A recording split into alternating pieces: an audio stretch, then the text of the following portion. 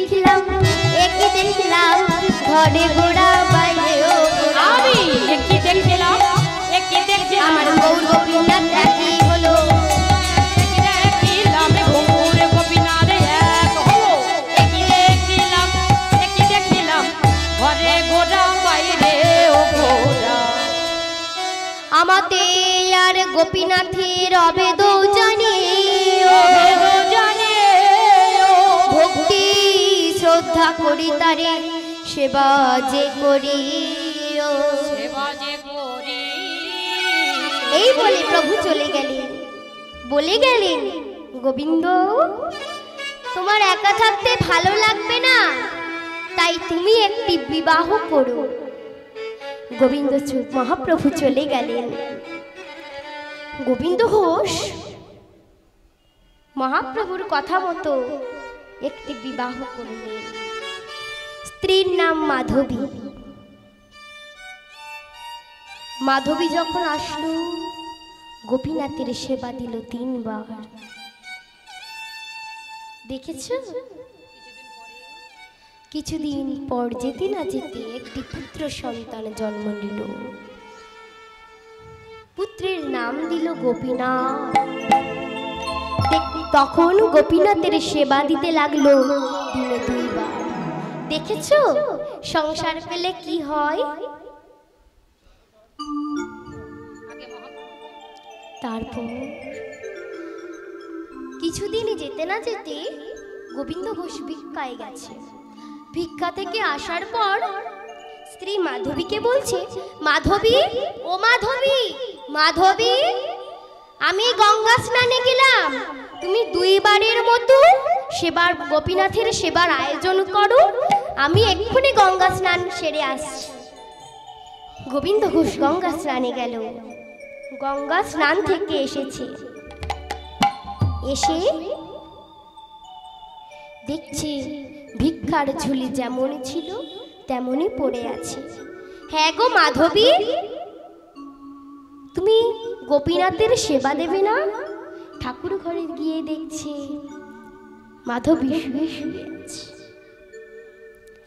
আরে মাধবী, বেলা যে অনেক বয়ে যায়, তুমি গোপীনাথের সেবা দেবে না?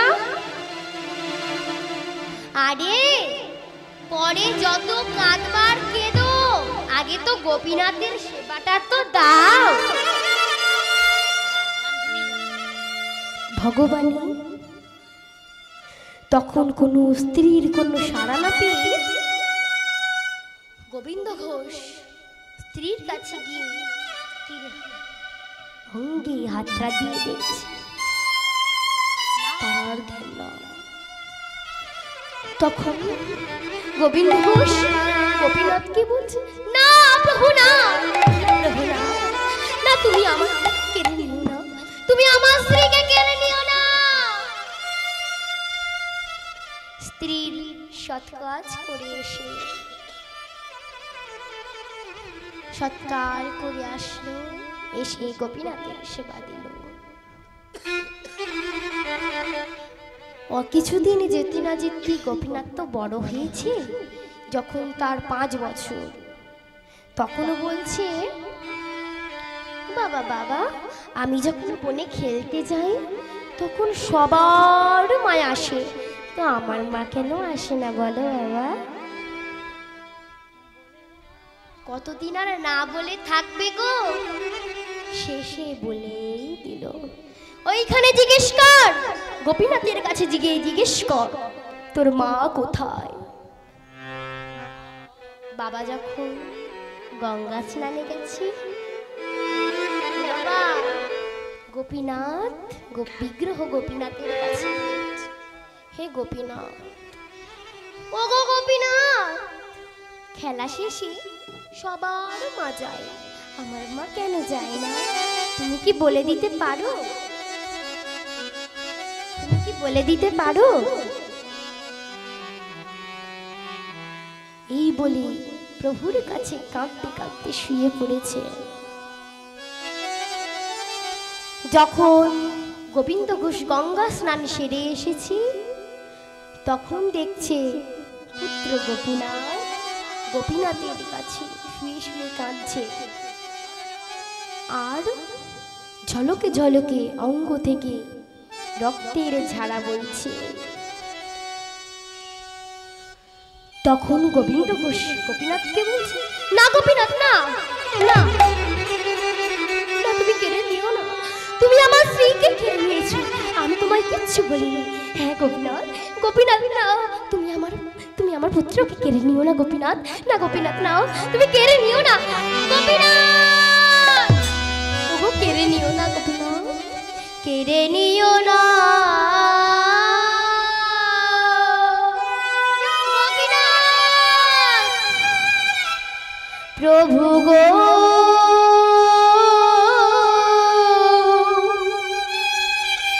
আমি যে আর সহিতে পারি, তুমি যে ব্যথা আমার ব্যথা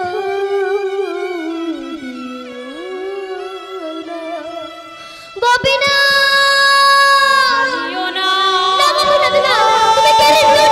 তুমি আমার স্ত্রীকে কেড়ে নিয়েছো, আমি তোমায় কিচ্ছু বলিনি। না গোপীনাথ, না, তুমি আমার পুত্রকে কেড়ে নিও না গোপীনাথ, না গোপীনাথ না, তুমি কেড়ে নিও না, না না না, তুমি অমনে করে না গোপীনাথ, তুমি কেড়ে নিও না প্রভু। না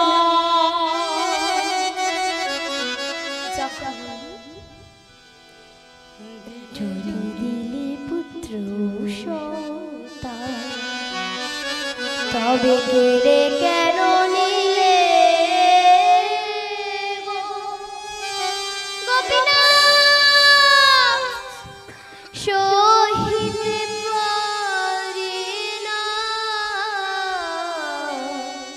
প্রভু গো, আমি আর সহিতে পারি না, এ যে ভূমি সমবেদনা, ভূমি আমি যে আর সহিতে পারি না প্রভু গো গোপীনাথ, তুমি কেড়ে নিও না গোপীনাথ, তুমি আমার পুত্রকে কেড়ে নিও না। আর সহিতে পারি না প্রভু,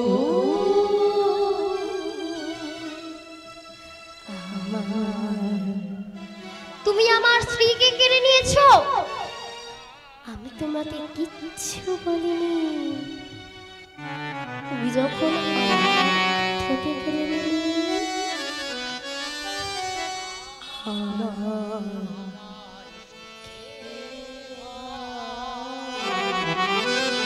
স্বপ্ন দিয়ে বাঁধা ভাঙলো সুখের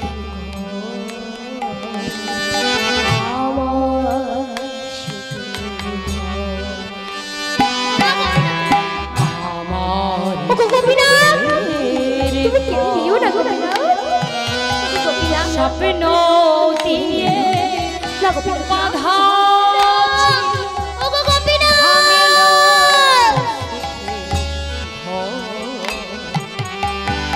আমার সুখের ঘর, আমার সুখের ঘর, স্বপ্ন দিয়ে বাঁধা ভাঙলো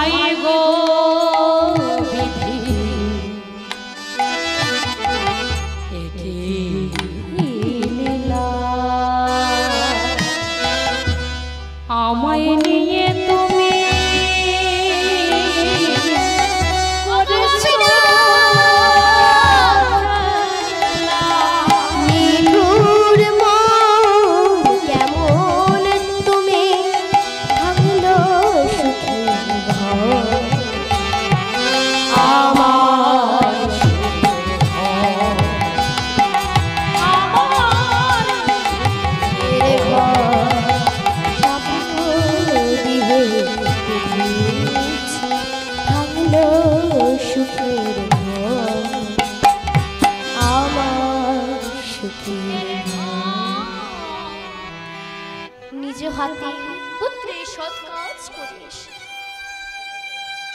গোপীনাথকে বলছি, ওগো গোপীনাথ, আজ থেকে যেমন তুমিও অনাহারে থাকবে, আমিও অনাহারে থাকব। অনাহারে থাকতে থাকতে আমি নিজের দেহটি শেষ করে দেব। এই বলে গোপীনাথের সেবা বন্ধ করে দিল। 3 দিন অতিবাহিত হলো। মা, গোপীনাথ কি ভক্তির সহ্য করতে পারে? তখন গোপীনাথ গোবিন্দ ঘোষের কাছে গিয়ে বলছে, বাবা, ও বাবা। না না না না না, আমি কারোর বাবা নই। আমি কারোর বাবা নই। হ্যাঁ ছিলাম, আমার পুত্র ছিল, স্ত্রী ছিল, সব ছিল। তুমি তো এক এক করে কেড়ে নিয়েছো। আবার কিসের বাবা? আমি কারোর বাবা নই। বাবা, কোনো পিতামাতার যদি 2টো সন্তান থাকে, তাদের যদি একটি সন্তান মারা যায়, অন্য সন্তানটিকে কি তারা না খাইয়ে রাখে? আমি কারোর পিতা নই। তুমি কাকে পিতা বলছো গোপীনাথ? প্রত্যেকটা বাবা মা আশা করে তাদের ছেলেমেয়ের হাতে যেন শেষ ক্রিয়াটুকু তারা পেতে পারে। কিন্তু তুমি তো সব কেড়ে নিয়েছো, আমার জন্য কিচ্ছু রাখোনি। আবার কেন আমার কাছে এসেছো তুমি? বাবা, আমি তোমায় কথা দিচ্ছি, আমি তোমার সব ক্রিয়া কার্য করব। তুমি সত্যি বলছো? তুমি ধরা পড়বে? হ্যাঁ বাবা। কাছা নেবে? হ্যাঁ বাবা করব। হবিষ্যি করবে? হ্যাঁ বাবা করব। চুপ করো বাবা, তুমি আর বলো না। আরে আমি তো জানি তুমি যে একটা কুষ্টি পাথরের বিগ্রহ ছাড়া আর কিছু নাও। তুমি কি করে করবে বাবা? তুমি ওই গোপীনাথটিকে নিজের করে ভাবতে পারলে, আমাকে তোমার নিজের করে ভাবতে পারছো না কেন বাবা? আমি তোমার কাছে প্রতিজ্ঞা করলাম, এই পৃথিবীতে যতদিন চন্দ্র সূর্য উদিত হবে, ততদিন আমি তোমার সাধ্য শান্তি করব। সত্যি করবে? গোবিন্দ ঘোষের চেতনা ফিরল বাবা। গোবিন্দ ঘোষ বলছে, কি আমি এতদিন কাকে না খাইয়ে রেখেছিলাম? আমার গোপীনাথকে। গোপীনাথ সঙ্গে সঙ্গে ভিক্ষা করে এনে গঙ্গা স্নান সেরে গোপীনাথকে সেবা দিল। গোপীনাথের সেবা দিয়ে কিছুদিন যেতে না যেতে গোবিন্দ ঘোষ বৃদ্ধ হয়ে গেল, আর ভিক্ষায় যেতে পারে না। সবকিছু বিস্মরণ হয়ে যাচ্ছে। মাথার কাছে যেন সেই তার পুত্র গোপীনাথ বসে আছে। তখন গোপীনাথকে বলছে, বাবা গোপীনাথ, যা বিগ্রহ গোপীনাথের একটু চরণামৃত আমায় এনে দে। ওমা, এরকম কজনের ভাগ্য হয় ভগবানের হাতে ভগবানের চরণামৃত খায়? হরি ও। তখন চরণামৃত খাওয়ার পর গোবিন্দ ঘোষ গোপীনাথকে বলছি, গোপীনাথ বাবা, একবার আমার কৃষ্ণ নাম শোনা।